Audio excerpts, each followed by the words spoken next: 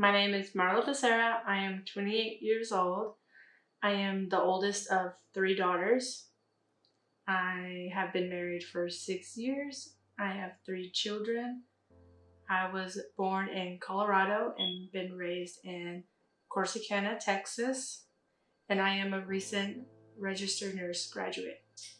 What made me want to be a registered nurse was I've always had a passion to care for others, and being the oldest, I was always taking care of my younger siblings. And when my dad wanted to become a CNA, it really opened up my eyes to how much help there's needed in long-term care facilities and how I can help more people by becoming a nurse. I have been a registered nurse since May 2022, but before that I was an LVN for 8 years, and during those 8 years I witnessed what COVID had done to so many people in this country and how I needed to step up. The most difficult thing I went through being an LVN during COVID was that my son, the youngest, was only 6 months old whenever the pandemic hit, and I lost a lot of quality time with him, a lot of milestones that were missed,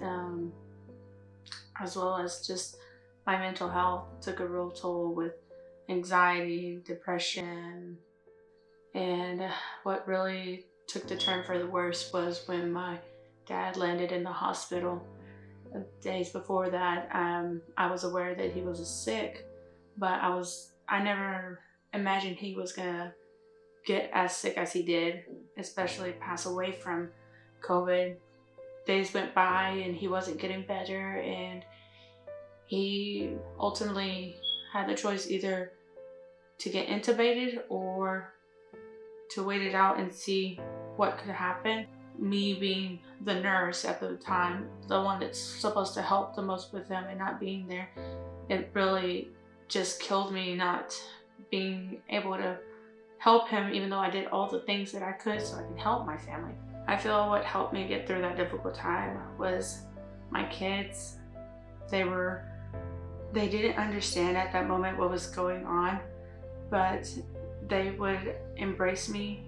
And then my mother, who not just lost her husband, but her partner, her best friend and everything. I didn't just have to be there for me, but I had to be there for her. And we really leaned on each other.